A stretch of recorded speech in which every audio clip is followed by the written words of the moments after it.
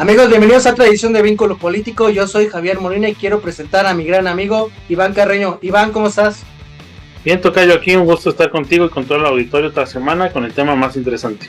Edición más de los presidenciales 2024 y lo titulamos El último chance de Marcelo Ebrard. Estamos conscientes que Marcelo Ebrard se encuentra en una posición política en donde va a ser su segundo intento a ser aspirante presidencial por parte de partidos de izquierda. Hay que recordar que en el año 2012 Marcelo Ebrard compitió con López Obrador por la candidatura del PT, del PRD y del Movimiento Ciudadano para buscar la candidatura y competir contra Enrique Peña Nieto. En este sentido estamos bien conscientes de que Marcelo Ebrard perdió por una diferencia de 1.6% en las encuestas que hicieron López Obrador y Marcelo Ebrard, y López Obrador se lanzó por segunda vez a la presidencia de la República, en donde no obtuvo el triunfo. Y Marcelo Ebrard trató de iniciar una carrera política para ser diputado por el PRD, los chuchos le cerraron el paso. Después trató de ser candidato por Movimiento Ciudadano a diputado federal. El Tribunal Electoral dijo que no podía ser candidato porque ya había participado en un proceso interno del PRD para buscar ese mismo cargo. Y en ese periodo de tiempo, posterior a la elección del 2012, su sucesor le traicionó, que es Miguel Ángel Mancera, como jefe de gobierno, y empezó una serie de persecución política contra él por el caso de las corrupciones que se han detectado en la línea 12 del metro y la alianza que hubo entre Mancera y Enrique Peña Nieto y Osorio Chong para culparlo por la filtración de los escándalos de la Casa Blanca. Del Marcelo Ebrard se tuvo que ir autoexiliado a Francia y después a Los Ángeles. Pero lo importante aquí es darnos cuenta de que López Obrador y Marcelo Ebrard ha tenido una serie de negociaciones importantes en donde, como representantes de diferentes grupos políticos, siempre llegan a acuerdos políticos, se reparten posiciones y se han respetado en términos políticos los acuerdos. Hay que recordar que Marcelo Ebrard era secretario de gobierno cuando en su momento Manuel Camacho era regente de la Ciudad de México, en ese entonces Distrito Federal, cuando Carlos Salinas de Gortari era presidente de México. Y cuando López Obrador empezaba su carrera política seria en Tabasco y venía a la Ciudad de México a protestar al Zócalo capitalino por los pozos petroleros de Pemex, por la indemnización de los chontales, por los fraudes electorales que le hicieron en el estado de Tabasco, cuando él venía a la Ciudad de México, quien le tocaba directamente negociar políticamente para ver cuáles eran las demandas de López Obrador era el secretario de gobierno, que en ese momento era Marcelo Ebrard. Entonces Camacho mandaba a Marcelo Ebrard y ahí empezó una serie de negociaciones entre estos dos grupos políticos, entre estos dos actores, y después, cuando hay el rompimiento entre Camacho Solís y Carlos Salinas de Gortari, Camacho crea un partido político llamado Partido Centro Democrático y él se lanza como candidato presidencial en el 2000 y Marcelo Ebrard se lanza como candidato a jefe de gobierno.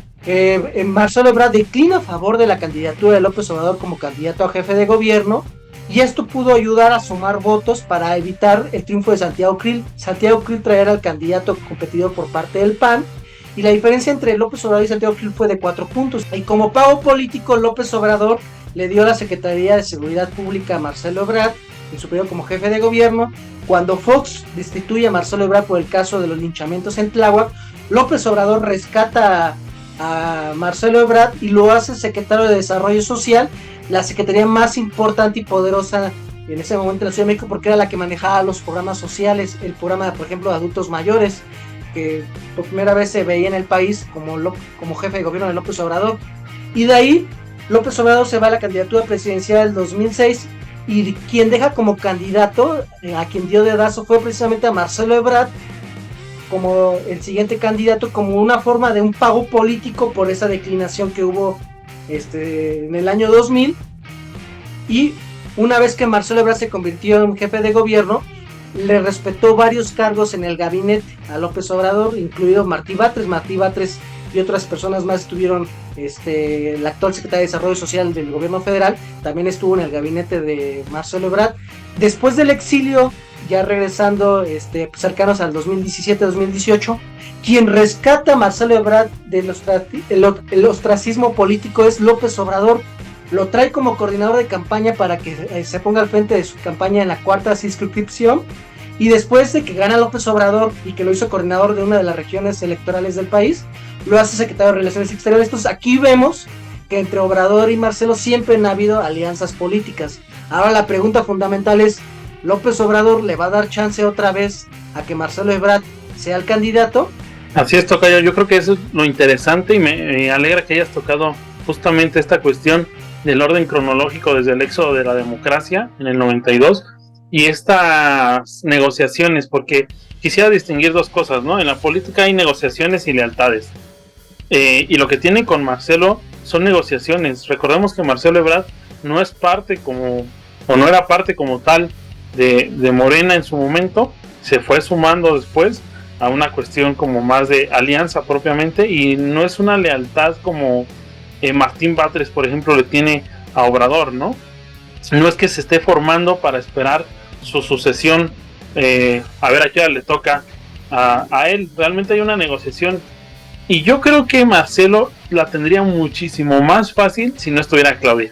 Aquí el elemento que más le está incomodando, que más le ha estorbado, por llamarle así, a Marcelo Ebrard, es Claudia Sheinbaum, que sí es leal, que sí tiene la línea totalmente del obradorismo y que le es totalmente leal, ¿no? Hizo esta jugada de renunciar a la Secretaría de Relaciones Exteriores y diciendo que todos deberían renunciar si quieren en el mismo plano, ¿no? Si todos quieren participar bajo las mismas reglas. Pero es muy interesante que Ebrard ya no está tan joven, mi tocayo. Hablábamos de esto fuera de cámara. Tiene 63 años y es una persona que, si bien puede llegar sin problema por salud, por cuestiones de este estilo, a otra elección presidenciable, la realidad política puede ir cambiando en este tiempo. Si no es él el candidato, va a ser Claudia, y Claudia probablemente no le vaya a dar los espacios como a los que está acostumbrados con Obrador, y en unos años no sabemos cuál va a ser el mapa político. Tal vez Obrador ya no esté, tal vez Obrador no tenga la fuerza política que tiene ahora para volver a decidir y decir va a ser Marcelo. Entonces realmente las posibilidades de Marcelo se van acortando conforme se va alargando el tiempo, e incluso se fue al autoexilio, que ya hablaste de él, y que se fue a Los Ángeles, se fue a la campaña de Hillary Clinton. Y es algo curioso que Ebrard sí tiene muchas relaciones internacionales, tiene muchas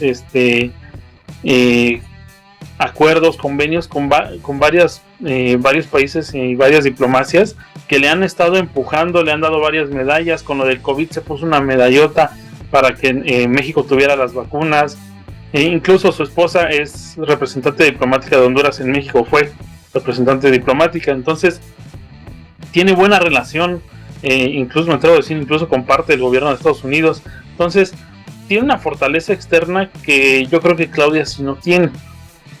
Entonces es un presidenciable de mucho peso, que esto definitivamente de entre las corcholatas está entre él y Claudia. Vamos a ver todavía cómo se decide, y hay que esperar a ver cómo hace su gira dentro del país, a qué caciques convence, a qué grupos de poder se acerca, cuántas corcholatas internas va a tener Marcelo para poder llegar a la mesa de negociación y decirle: aquí están mis corcholatas, tengo más, tengo menos, ¿cómo nos vamos a arreglar?